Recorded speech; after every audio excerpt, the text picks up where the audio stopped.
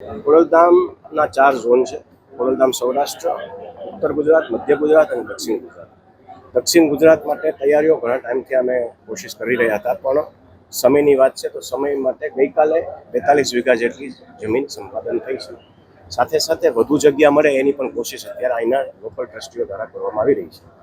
આ સંકુલમાં આસ્થા માટે ભવ્યથી ભવ્ય માં ખોડિયારનું મંદિર બને અને સમાજની સેવા માટે આરોગ્ય, શિક્ષણ અને સમાધાન પંચ જેવા કાર્યો અહીંયા હાથ ધરવામાં આવશે. મને પણ આપની જેમ સોશિયલ મીડિયા દ્વારા જાણ કરવામાં આવી છે કે ખોડલધામ કદાચ અહીંયા ચાલુ કરવામાં વાત ચાલી રહી છે, તો સારી વાત છે. કદાચ 2 સંકુલ બને તો લોકો વધારે ફાયદો થશે.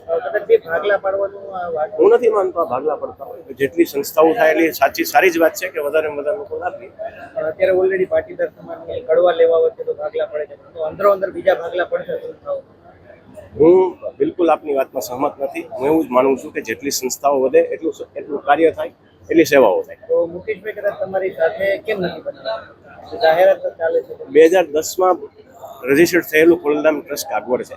આજે 2026 છે, ત્યારે 2010થી લઈને આટલા પ્રકલ્પો અને આટલી સેવામાં ખોડલધામ ટ્રસ્ટ ચાલી રહી હોય તો આ સવાલ કદાચ આપણે મુકેશભાઈને પૂછવો. એમની સાથે આપણે કોઈ બેઠક કરશું? બિલકુલ, જ્યારે મુકેશભાઈ અમારા મિત્ર જ છે, જ્યારે જરૂર પડશે ત્યારે બેઠક કરીશું.